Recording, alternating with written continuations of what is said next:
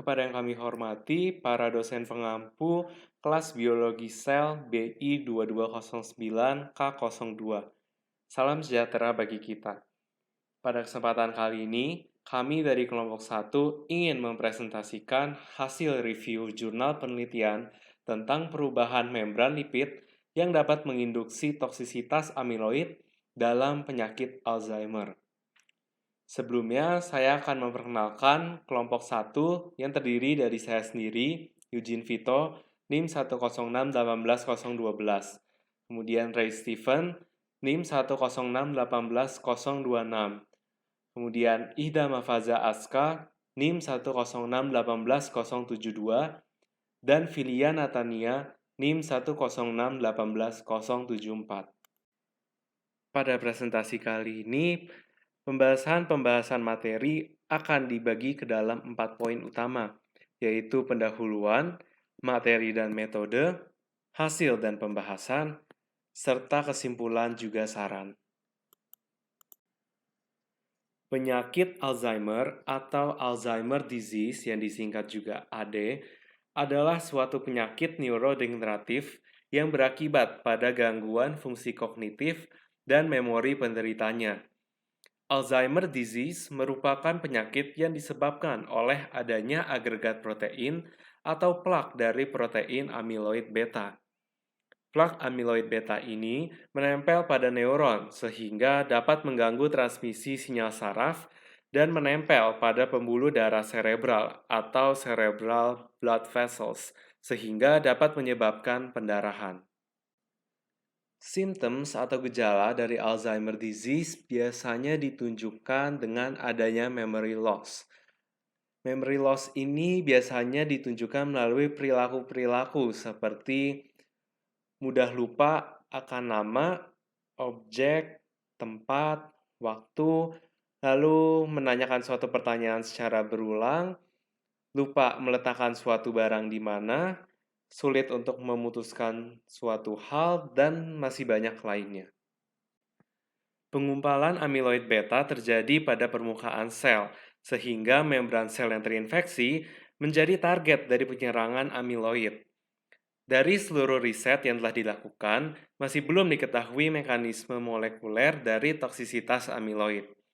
Namun, dari studi yang telah dijalankan, telah menunjukkan adanya perubahan komposisi dari membran lipid pada neuron orang yang mengidap Alzheimer disease, seperti menurunnya jumlah beberapa jenis fosfolipid pada bagian inner leaflet membran, dan menurunnya jumlah sphingomyelin atau SM akibat meningkatnya aktivitas sphingomyelinase. Selain itu, diduga salah satu jenis neuronal lipid, yaitu gangliosides, juga berperan dalam pembentukan plak melalui peningkatan jumlah GM1 atau monocyanotetrahexosyl ganglioside, sehingga meningkatkan agregasi amyloid beta. Beberapa penelitian telah membuktikan secara valid bahwa perubahan komposisi lipid pada darah dapat menjadi indikasi awal penyakit Alzheimer dan berhubungan erat dengan perubahan komposisi lipid pada membran neuronal. Oleh karena itu, penelitian mengenai perubahan struktur dan komposisi dari membran lipid serta hubungannya dengan kerusakan yang disebabkan oleh plak amyloid harus dilakukan. Tujuan jurnal penelitian yang kami review adalah menentukan model yang memimik membran neuronal sel yang sehat dan membran neuronal sel bagi orang yang mengidap penyakit Alzheimer disease. Tujuan yang kedua adalah menentukan peran dari perubahan membran dalam toksisitas amyloid. Pada jurnal ini dilakukan beberapa percobaan. Yang pertama, imaging of lipid monolayer model yang dilakukan untuk melihat morfologi dari membran lipid monolayer. Yang kedua, dilakukan juga percobaan A-beta binding to the membran yang bertujuan untuk melihat bagaimana interaksi A-beta dengan membran lipid bilayer, serta dilakukan juga black lipid membrane studies yang bertujuan untuk menganalisis bagaimana level konduktansi pada masing-masing membran. Pada percobaan pertama, dilakukan preparasi berupa penyiapan 3 buah model membran lipid monolayer yang dibuat dengan teknik atau metode Langmuir-Blodgett. Membran model ini dibuat mirip dengan keadaan membran sel neural pada manusia, yaitu berupa membran yang sehat dan 2 membran sel yang mengalami sakit atau disease. Nah, ketiga model ini terdiri atas 5 komponen. Yang pertama ada DPPC, kemudian POPC, ada sphingomyelin, ada kolesterol, dan GM1 dengan rasio yang bermacam-macam atau bervariasi seperti pada tabel. Pembuatan fosfolipid monolayer ini menggunakan metode Langmuir-Blodgett itu dilakukan dengan penyimpanan komponen fosfolipid tadi pada Cliff Mica yang masih fresh menggunakan KSV 5 LB microtrum. Kemudian dilakukan imaging atau penggambaran dari masing-masing model membran berupa topografi permukaan membran dengan atau melalui AFM imaging, dan dilakukan juga pengukuran potensial listrik pada permukaan membran menggunakan KPFM imaging. Data-data yang didapatkan kemudian diolah dan dianalisis dengan software SPIP dan AISNT. Kemudian untuk percobaan yang kedua, A-beta binding to the membran dilakukan untuk melihat bagaimana interaksi A-beta yang ditambahkan pada membran lipid bilayer. Dilakukan 4 step. Yang pertama, preparasi, ada inkubasi, ada imaging, dan processing dan analisis. Untuk preparasi, disiapkan lipid bilayer pada Cliff Mica, yang kemudian pada model lipid bilayer ini ditambahkan larutan A-beta yang kemudian diinkubasi selama beberapa waktu. Nah, setelah itu baru dapat dilakukan AFMP imaging dari sampel membran tadi menggunakan magnetic alternating current atau MAC. Kemudian setelah data-datanya didapatkan, sampelnya dapat diolah dan dianalisis menggunakan software SPIP pada beberapa lokasi membran dari sampel. Yang terakhir ada percobaan black lipid membrane studies. Untuk step-stepnya yaitu pertama dilakukan preparasi atau penyiapan planar lipid bilayer. Planar lipid bilayer ini dibuat dari larutan lipid pada endekana yang dilewatkan pada bukaan atau lubang sebesar 200 mikrometer pada Delrin cup. Kemudian data yang diperoleh dapat diolah dan dianalisis oleh alat yang namanya Planar Lipid Bilayer Workstation untuk dianalisis level konduktansi pada tiap-tiap model membran. Sekarang kita akan melihat hasil dari percobaan yang telah dilakukan.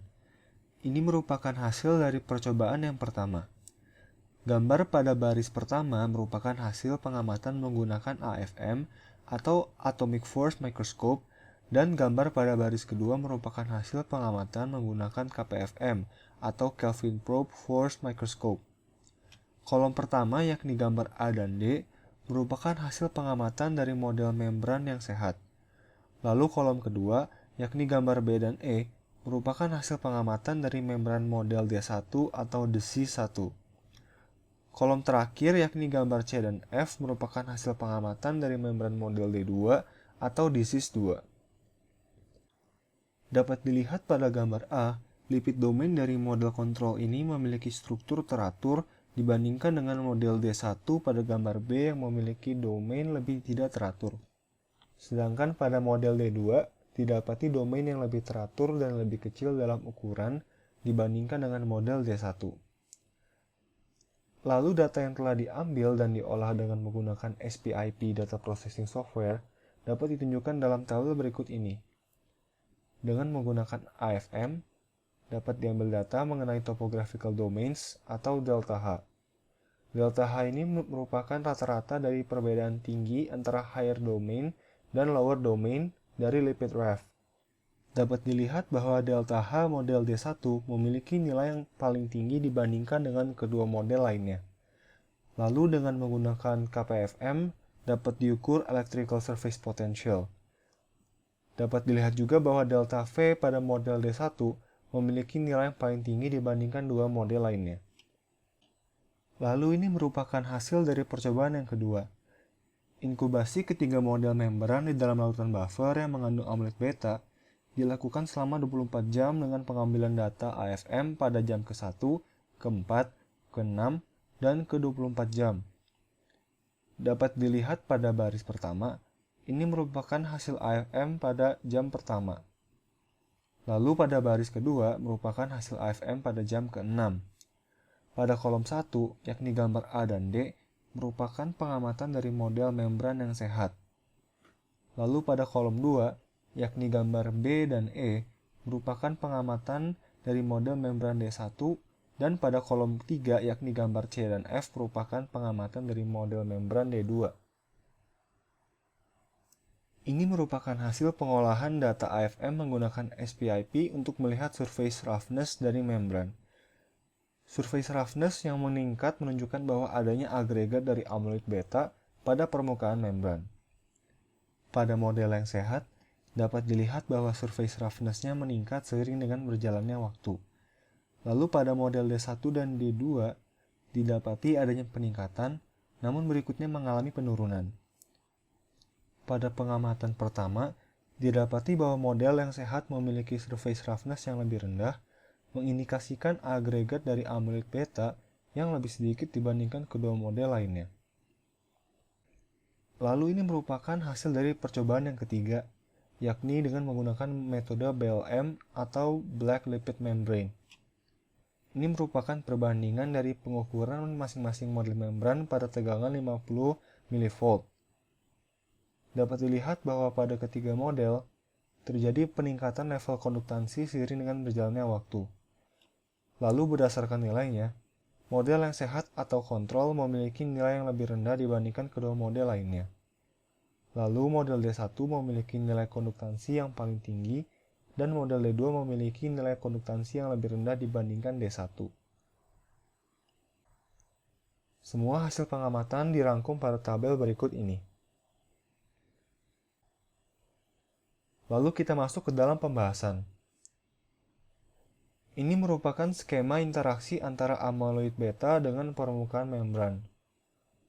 Di sini dapat dilihat terdapat higher domains dan lower domains yang memiliki perbedaan secara topografi atau delta H dan juga perbedaan secara elektrostatik atau delta V. Pada percobaan pertama, didapati hasil yang menunjukkan perbedaan komposisi lipid pada membran memberikan perbedaan hasil juga pada delta H dan delta V. Tentunya perbedaan kedua nilai ini akan berpengaruh pada bagaimana amyloid beta dapat berinteraksi dengan permukaan membran. Pengaruhnya teramati dari hasil AFM-nya yang menunjukkan bagaimana lipid domain tersusun berbeda pada setiap model membran. Lalu dari hasil AFM studies menunjukkan adanya peningkatan nilai surface roughness, lalu terjadi penurunan seiring berjalannya waktu pada model D1 dan D2. Dilihat dari hasil AFM-nya, terbentuk adanya lubang atau pori pada membran D1 dan D2. Hal ini terjadi akibat amyloid beta berhasil merusak membran, sehingga tentu saja nilai dari surface roughness-nya akan berkurang karena luas permukaan membran yang tersedia pun menurun. Lalu dari hasil Black Lipid Membrane Study menunjukkan bahwa saat amyloid beta menempel dan membentuk agregat pada membran, terjadi adanya peningkatan dari tingkat konduktansi membran.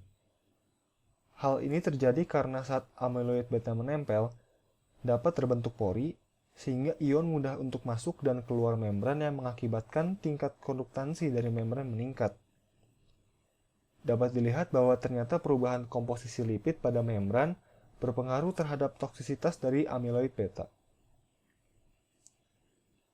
Lalu dibahas juga pada pembahasan penelitian ini bahwa amyloid beta memiliki karakteristik yang mirip dengan antimicrobial protein atau disingkat menjadi AMP. Secara umum, kedua senyawa ini dapat merusak membran dari sel-sel targetnya secara spesifik. Karakteristik yang dimiliki keduanya adalah membentuk fibril dalam larutan, mampu untuk berinteraksi dengan membran, dan memiliki kemampuan untuk membentuk pori yang akhirnya dilewati ion dan menyebabkan kerusakan pada membran. Gambar berikut ini menunjukkan mekanisme penghancuran membran oleh AMP. AMP dengan langsung berinteraksi elektrostatik dengan membran dan akhirnya terjadi disintegrasi dari membran sel bakteri. Studi secara in vitro telah menunjukkan bahwa amyloid beta memiliki aktivitas antimikroba pada jenis bakteri yang umum dan secara klinis relevan. Hal ini menyebabkan amyloid beta diduga berpotensi sebagai protein antimikroba dan merupakan bagian dari innate immune system. Studi lain menunjukkan bahwa amyloid beta dapat berperan sebagai protein antimikroba di dalam otak. Secara alami, memang terdapat protein amyloid beta di dalam otak, namun dengan jumlah yang sangat sedikit. Hal ini dapat membantu menjelaskan pada kasus di mana beberapa orang yang memiliki plak amyloid beta namun masih memiliki fungsi kognitif yang normal. Berdasarkan penelitian yang telah dilakukan, maka sekarang kita telah sampai kepada kesimpulan. Kesimpulan pertama didasarkan kepada model membran yang dibuat, yaitu model membran yang tidak sehat ternyata lebih rentan untuk berinteraksi dengan amyloid beta dan karena itulah memiliki efek merusak yang lebih besar dibanding model membran yang sehat.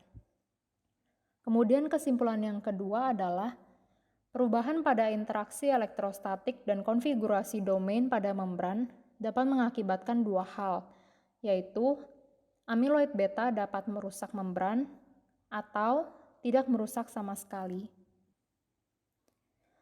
Saran yang ingin kami berikan kepada penelitian ini adalah yang pertama, untuk mencari tahu lebih jauh tentang penyebab dari salahnya pemotongan pada amyloid prekursor protein yang dalam rangka untuk men-treat maupun memprevensi adanya penyakit Alzheimer. Lalu yang kedua adalah untuk melakukan penelitian lebih lanjut terhadap mekanisme molekuler dari toksisitas amyloid dalam rangka untuk mengembangkan pengobatan bagi penyakit Alzheimer. Sekian presentasi dari kelompok kami, kiranya penelitian ini dan presentasi ini dapat berguna untuk kita semua untuk menjaga kesehatan. Terima kasih atas waktu dan perhatiannya. Presentasi ini dibuat berdasarkan jurnal dari Elizabeth Droll, Alexander Negoda, Kili Hammond, Evgeny Pavlov, dan Zoya Leonenko yang berasal dari Amerika Serikat dan Universitas di Kanada, yang dilakukan pada tahun 2017.